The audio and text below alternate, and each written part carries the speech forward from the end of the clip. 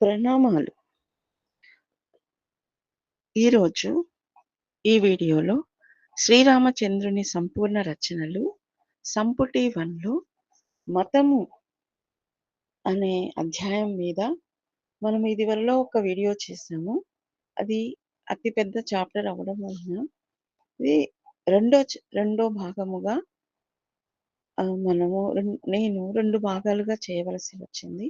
ఈ రెండవ భాగంలో మతము నా వీడియో యొక్క రెండవ భాగంలో మతము అనే అధ్యాయాన్ని కొనసాగిస్తాను. వివిధ రూపాలలో దేవుళ్ళను, దేవతలను ఆరాధించడం అసంపూర్ణమైన సాకార సిద్ధాంత పర్యవసానమే. ప్రకృతిలోని ప్రతి శక్తిని, పర్వతాలను, వృక్షాలను, నదీ నదాలను సైతం పూజించడం దిగజారిన ఈ సిద్ధాంతం పర్యవసానమే. ఎంత దయనీయమైన స్థితి!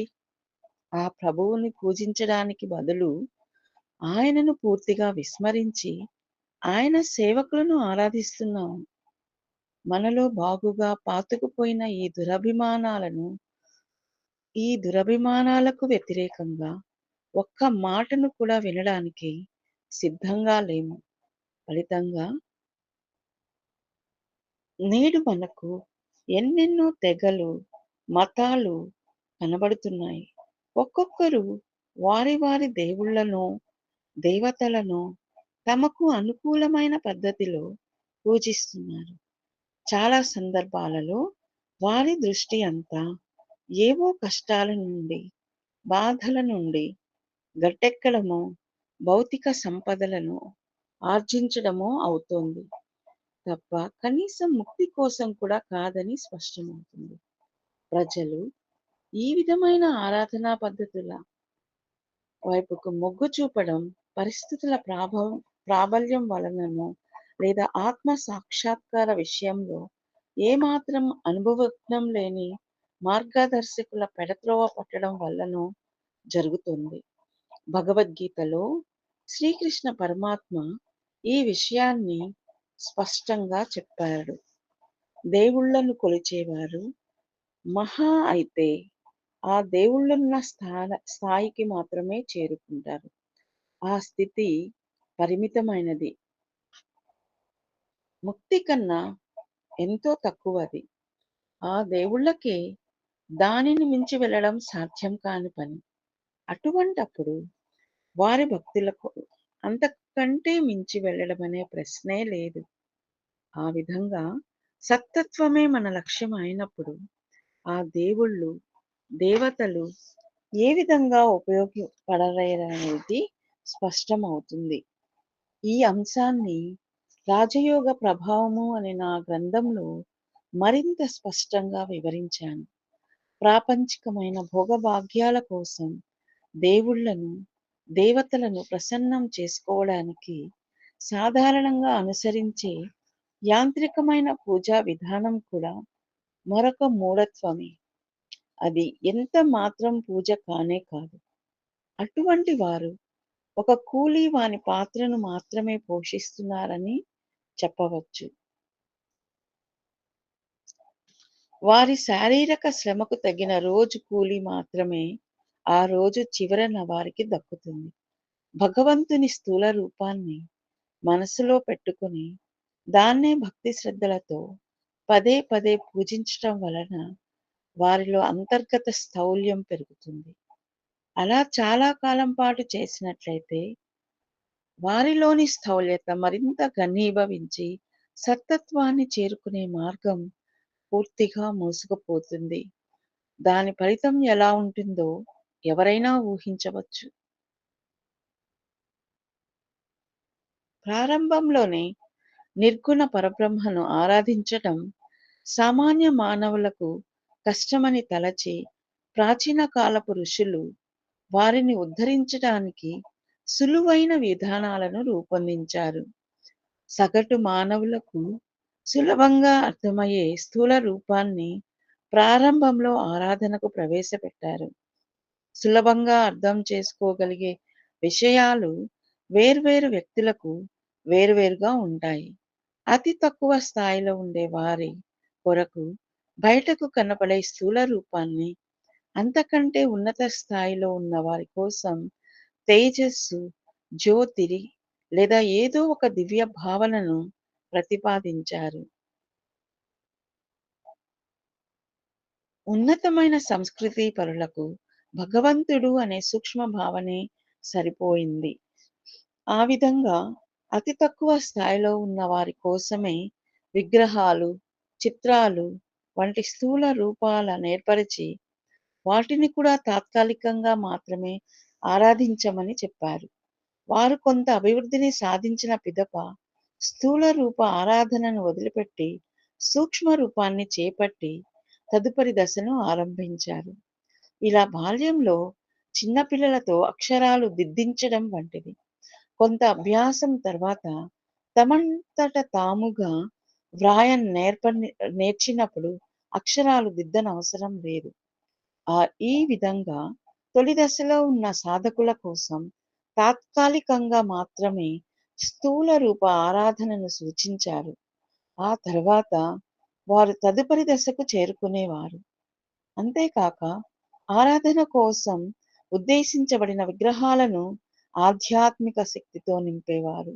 భక్తితోనూ, ఆరాధన భావంతోనూ ఈ విగ్రహాల దగ్గర కూర్చున్న వారికి దాని నుండి నిరంతరంగా ప్రసారమయ్యే ఆ శక్తి కొంత మేరకు లభించేది. నేడు విగ్రహాలకు ప్రాణప్రతిష్ఠ చేయగల సమర్థులు చాలా అరుదైపోయారు. అయినప్పటికీ ప్రాణప్రతిష్ఠ అనే ప్రక్రియ మాత్రం కేవలం ఒక్క లాంఛనంగా, తంతుగా ఇంకా కొనసాగుతూనే ఉంది. ఫలితంగా వేల ఏళ్ల క్రితం ఆధ్యాత్మిక శక్తిచే నింపబడిన ప్రదేశాలు, విగ్రహాలు ఈపాటికి దాదాపుగా వాటి ప్రభావాన్నంతా కోల్పోయాయి.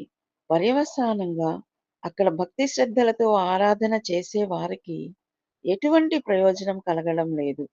బుద్ధి వికాసంలో అత్యంత క్రింది స్థాయిలో ఉండి ఇంకే విధంగానూ భగవంతుడిని ఆరాధించలేని వారి కోసమే ఈ విధానాలు ప్రవేశపెట్టారనడంలో సందేహం లేదు.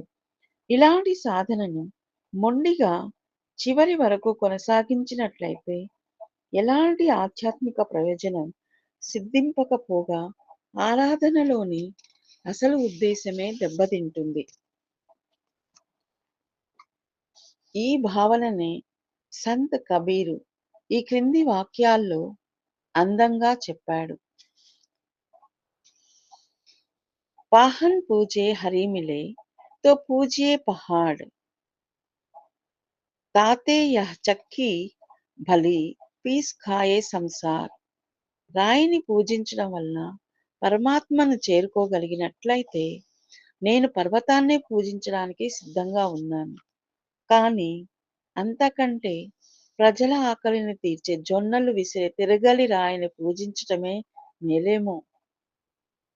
జీవితమంతా ఈ విధమైన పూజా విధానానికి అంటిపెట్టుకొని ఉండేవారు నా దృష్టిలో నాస్తికత్వమనే బురదలో పడి కొట్టుకుంటున్నారు.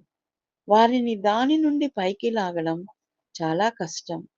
కాలక్రమంలో లోపభూయిష్టమైన ఈ ఆరాధనా విధానాలు వారిలో బాగా లోతుగా పాతుకొని పోవడం వలన ఏ దశలోనూ కూడా వాటి నుండి బయటపడాలనే ఆలోచన కూడా కలగదు. వారు ఉన్న చోటే ఉండిపోతారు. అప్పటికే వారిలో జీర్ణించుకొని ఉన్న ఈ భావాలను వదులుకోవడానికి ఏమాత్రం ఇష్టపడరు.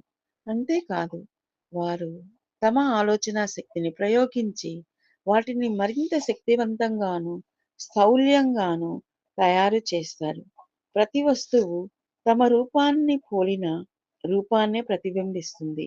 వస్తువు సూక్ష్మమైనదైతే దాని ప్రతిబింబం కూడా సూక్ష్మమే అవుతుంది. వస్తువు స్థూలమైనదైతే దాని ప్రతిబింబం కూడా స్థూలమే అవుతుంది. మనం ఒక స్థూలమైన దానిపై దృష్టిని కేంద్రీకరిస్తే మనం కూడా అంతర్గతంగా స్థూలంగానే అయి తీరుతాం. బోధకులు పవిత్ర గ్రంథాల నుండి నేర్చుకున్న వాటినంతా కఠినము, స్థూలము అయిన రీతిలో అజ్ఞానులైన ప్రజలకు బోధించి పెద్ద ఉపద్రవాన్నే సృష్టించారు. ఇది మనస్సుకు గల విచక్షణ శక్తిని నాశనం చేస్తుంది. ఇటువంటి ఘోర స్థితిని పెంపొందించుకున్నవాడు శాశ్వతంగా పతనమైనట్లే.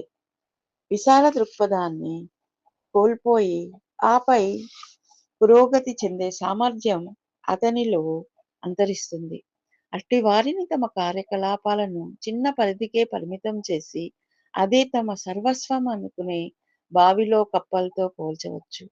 వారు మూసుకుపోయిన చిన్న గోళంలో గిరగిరా తిరుగుతూ ఉండిపోతారు. జీవితమంతా ఒక్క విషయం గురించి కొట్టుమిట్టాడుతారు. వారు దేవుళ్ళ గురించిన కథలు, దృష్టాంతాలతోనే సంతృప్తి పడతారు. ఎక్కువ కాలం ఈ అలవాటు అలాగే కొనసాగినట్లయితే వారి మెదడులోని జీవకణాలు దెబ్బతిని రోజు రోజుకి బలపడే ఆలోచనలతో నిండిపోతాయి. చివరకు నాడీమండల వ్యవస్థ అంతా దెబ్బతింటుంది. క్రమంగా ఆ బాహ్యాంధకార స్థౌల్యత అంతరంగంలోనికి ప్రవేశించి తన పనిని పూర్తి చేస్తుంది. వారు ఇప్పుడు అటు అంతరంగంలోనూ, ఇటు బాహ్య రంగంలోనూ దివ్య జ్యోతి చొరబడిన విధంగా తయారవుతారు. వారు అంతరాత్మను చేరుకునే మార్గమంతా పూర్తిగా మూసుకొని పోతుంది. ఇటువంటి వారిని సజీవ పాషాణాలని నేను అంటాను. ఆ విధంగా వారు పెంచుకున్న ఈ పొరలు ఘనీభవించి ఉన్నతమైనది, సూక్ష్మతరమైనది అయిన దేనిని దగ్గరకు రానీయకుండా వారిని దూరంగా ఉంచుతారు. వారు దాని ప్రభావాలకు దాదాపుగా మంత్రముగ్ధులై దానిని ఒక ఆధ్యాత్మిక దిశగా భావిస్తారు. కానీ నిజానికి వారు ఆ స్థితికి చాలా దూరంగా ఉంటారు. అటువంటి సాధనా పద్ధతులను అనుసరించిన కారణంగా ఈ స్థౌల్యత అనే గట్టి పొరగా ఏర్పడడం ఆధ్యాత్మిక సాధన కోసం నా వద్దకు వచ్చే వారి హృదయాలలో చూశాను. దానిని బద్దలు కొట్టడం చాలా కష్టమని, ప్రయాసతో కూడిన పని అని నా స్వానుభవం నాకు తెలియచేసింది. ఆత్మను కట్టిపడేసిన ఈ బంధాల నుండి విముక్తి పొందాలంటే ఇటువంటి నిరర్ధక పూజా విధానాల ఫలితంగా మనస్సుపై ఏర్పడిన కరుడుగట్టిన స్థౌల్యపు పొరలను పూర్తిగా తొలగించుకోవాలి. తాము ఆరాధించే ఇష్ట దైవాన్నో దేవతనో పొగుడుతూ బృందగానం చేయడమే మరొక గొప్ప ఆరాధనా పద్ధతి అని కొందరు భావించడం పరిపాటి. జనులు గుంపులుగా చేరి రాత్రి బాగా పొద్దుపోయాక ప్రశాంత వాతావరణాన్ని భంగపరుస్తూ తారాస్థాయిలో భజనలు చేస్తుంటారు. ఆ విధంగా వారు పవిత్రమైన దివ్యనామాన్ని వీలైనంత మందికి వినిపించే ఒక పవిత్ర ధర్మాన్ని నిర్వర్తిస్తున్నామని భావిస్తారు. అంతేకాదు, వారు ఈ పనికి ఒక్కొక్కసారి మైక్రోఫోనులను కూడా వినియోగిస్తారు. దాని వలన రోజంతా కష్టించిన అలుపు నుండి, అనారోగ్యం నుండి ఉపశమనం అవసరమైన వారికి ఎంతో అసౌకర్యాన్ని, ఇబ్బందిని కలిగిస్తున్నామనేది ఏమాత్రం పట్టించుకోరు. రాత్రి ప్రశాంత సమయాల్లో భగవద్ధ్యానం చేసుకునే వారికి కూడా ఇది తీవ్రమైన ఇబ్బందిని కలగచేస్తుంది. అంతేకాక సాధారణంగా నేడు వారు అనుసరిస్తున్న ఈ పద్ధతి ఆధ్యాత్మిక ప్రగతికి పెద్దగా ఉపయోగపడదు కూడా. దాని ఫలితంగా మనకేమంత ప్రయోజనం చేకూరదు. సంకీర్తన పరుల ఈ సంకీర్తనలను ఒక రోగి మూలుగుతో పోల్చవచ్చు. ఆ మూలుగులు రోగికి తాత్కాలిక ఉపశమనం కలిగించడం తప్ప బాధల నుండి ఉపశమనం మాత్రం లభించదు. గాన మాధుర్యం కారణంగా వారు ముగ్ధులవడం తప్ప సంకీర్తనల వల్ల కలిగే ప్రయోజనం ఏమీ ఉండదు. కాకపోతే ఆ కొంతసేపు వారి ఆలోచన గమ్యం దిశగా మరలడానికి దోహదపడుతుంది. మనమేమి ఆలోచించినా లేక ధ్యానించినా అది మన లోపల ప్రకంపనాలను సృష్టిస్తుంది. ఈ ప్రకంపనలు ఎన్నో రెట్లు అయినప్పుడు శక్తిని పుట్టిస్తాయి. ఆ శక్తి ధ్వనితో బయటకు పొంగి పొర్లుతుంది. ఈ ప్రకంపనలు ఆయా వ్యక్తుల అనుభూతుల ప్రభావాన్ని కలిగి ఉంటాయి. బృందంలోని నిర్మల మనస్కుల వలన కలిగిన పవిత్ర ప్రభావం కలుషిత మనస్కుల చెడు ప్రభావం కారణంగా పాడవవచ్చు. అందువలన ఇటువంటి సందర్భాల నుండి పూర్తి ప్రయోజనాన్ని పొందాలనుకున్నప్పుడు అవాంఛనీయ వ్యక్తులకు దూరంగా ఉంచాలి. అవాంఛనీయ వ్యక్తులను దూరంగా ఉంచాలి. చైతన్య మహాప్రభువు అనుసరించిన విధానం ఇటువంటిది. ఆయన తనకు బాగా తెలిసిన సజ్జనులు, పవిత్ర వ్యక్తులతోనే సంకీర్తనలను ఆలపించేవారు. అందువలన ఈ సంకీర్తనలను ఎప్పుడూ తలుపులు మూసివేసిన మందిరంలో నిర్వహించేవారు. పరులకు ప్రవేశం ఉండేది కాదు. వాస్తవానికి సంకీర్తనలు మొదట్లో ఎటువంటి ప్రగతిని ఇవ్వజాలవు. కానీ అవి తగినంత పురోగతిని సాధించిన వారికి కొంతవరకు తోడ్పడతాయి. భక్తి భావనలు పొంగి పొర్లుతున్న సానుకూల వాతావరణంలో మాత్రమే అవి అత్యంత ప్రయోజనకరమైన ఫలితాలను ఇస్తాయి. తీవ్రమైన మనోసాధనల అనంతరం అవి ఒక విధమైన ఆహ్లాదకరమైన మార్పుని తీసుకురావడానికి ఉపయోగపడతాయి. అంతేకాదు, దురదృష్టవశాత్తు ఈనాడు మనం అనుసరించే ఈ విధానాల ధ్యేయం కూడా అత్యంత ఉన్నతమైనది కాదు. చాలా సందర్భాలలో ఆరాధకులు తాము ఆరాధిస్తున్న దేవుళ్ళ భౌతిక రూపాన్నే ఊహించుకుంటూ వారి స్థూల రూపం, మహిమల మీదనే దృష్టిని నిలిపి ఉంచుతున్నారు. ఈ స్థూల భావన ఫలితంగా కలిగేది అంతర్గత స్థౌల్యత, కల్మషం తప్ప మరేదీ కాదు. తాము చేసే సాధనా సమయమంతా వీటిని సంతరించుకోవడంతోనే గడిచిపోతుంది. స్థూల భావన వలన వీళ్ళ పరిమితులతోనే ఉండిపోవడం తప్పనిసరి.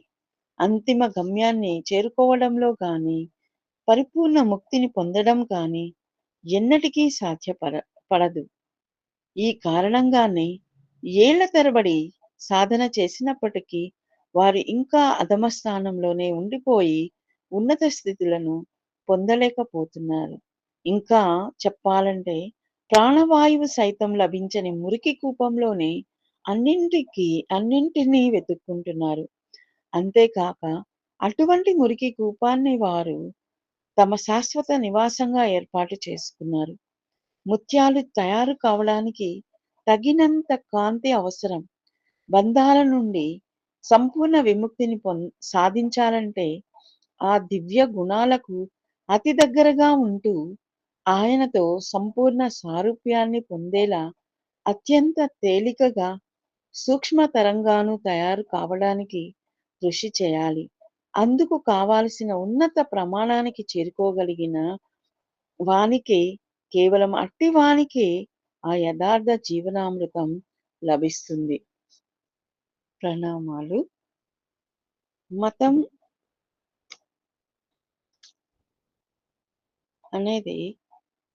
అనే అధ్యాయం ఇంతటితో ముగిసింది. నేను మరొక వీడియోలో జీవిత లక్ష్యము అనే అధ్యాయాన్ని చదువుతాను. ఇది మన పురోగతిలో, మన బుక్ రీడింగ్లో సమయాభావం వలన పుస్తకములు చదవలేని వారికి ఇది ఉపయోగపడుతుందని నేను భావిస్తాను. ఈ చిన్న సర్వీసుని ఎవరికైనా ఉపయోగపడితే నాకు అదే మహద్భాగ్యంగా నేను భావిస్తాను. ప్రణామాలు.